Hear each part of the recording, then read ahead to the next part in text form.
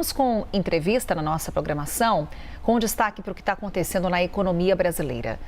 O Brasil caiu 7 posições e passou a ocupar o número 65 no ranking mundial de competitividade. Esse levantamento avaliou um total de 70 economias. Tivemos aí o Brasil registrando o pior patamar em anos recentes.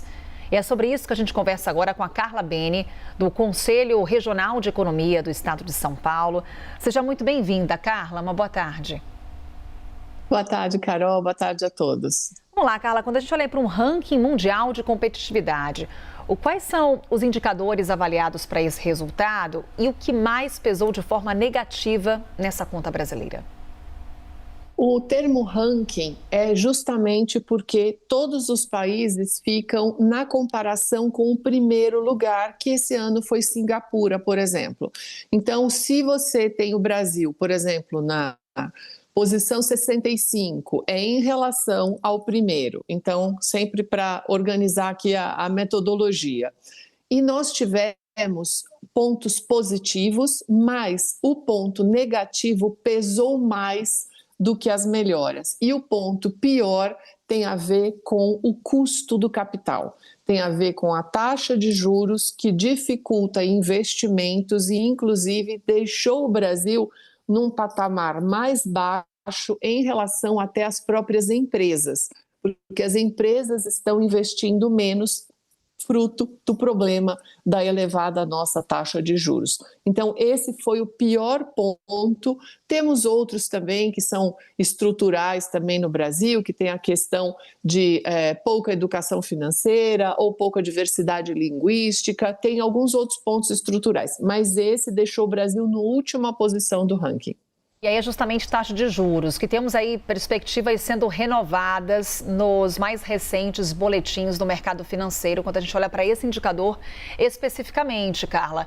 Até então a gente acompanhava a possibilidade de uma taxa de juros ainda menor, fechando o ano de 2026, mas são projeções que são revistas. O que está pesando para esse resultado do Comitê de Política Monetária do Banco Central e também dessas projeções do mercado financeiro para a taxa Selic? Bom, tem uma instabilidade muito grande, né, no cenário externo. Esse é o primeiro ponto, né? Tivemos hoje manifestações do próprio Trump dizendo que se o Irã não cumprir o acordo, ele vai bombardear de novo o Irã. Quer dizer, estamos no meio de um acordo, período de 60 dias, isso já foi assinado, mas as ameaças são constantes. Então, esse cenário externo, ele está muito volátil e muito incerto, que é um grande problema. E nós temos aqui internamente uma elevação do processo inflacionário, que também é um fruto, digamos assim, do mundo todo decorrente da guerra, e isso daí acabou impactando. Sempre lembrando, é importante lembrar, Carol, que nós temos a maior taxa real de juros do mundo.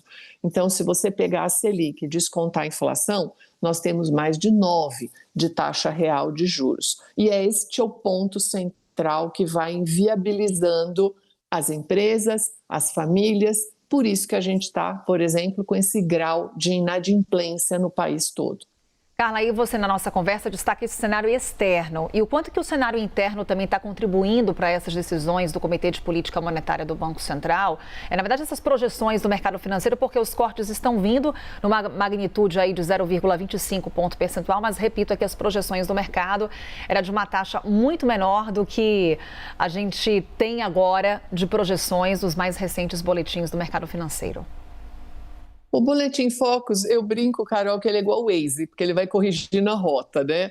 E se você não fizer essa avaliação, você incorre numa margem de erro de 95%, né? A FGV fez esse estudo de janeiro a dezembro, a margem de erro do Boletim Focus, ele chega a 95% nos últimos 4 anos.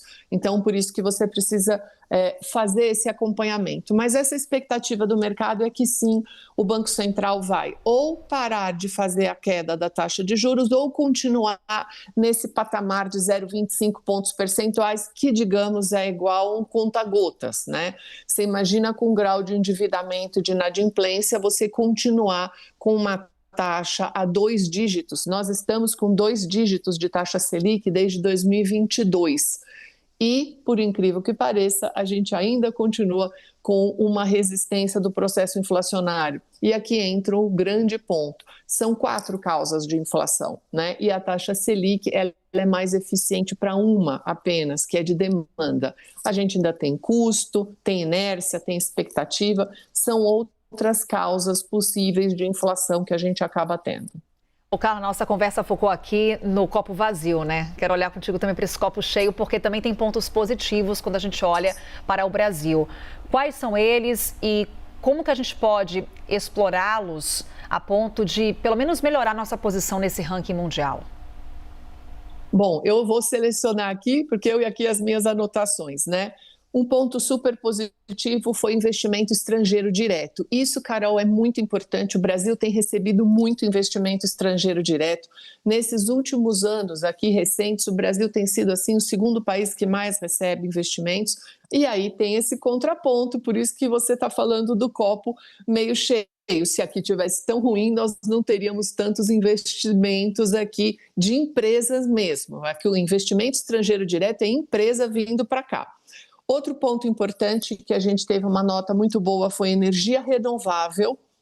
Outro ponto foi a atividade de empreendedor inicial, porque sempre é muito comum a gente escutar no Brasil que nos primeiros 3 anos das empresas, as empresas quebram um percentual elevado. E isso daí diminuiu. Então, esse é um outro ponto importante. E um outro ponto importante, colocado em 5º lugar do ranking, como algo muito positivo, é subsídio governamental. E esse ponto eu deixo sempre em destaque, porque o setor privado caminha junto com o setor público. O motor de investimento é o setor público em qualquer lugar do mundo. No entanto, que no ranking, esse é um dado positivo e a gente está em 5º lugar.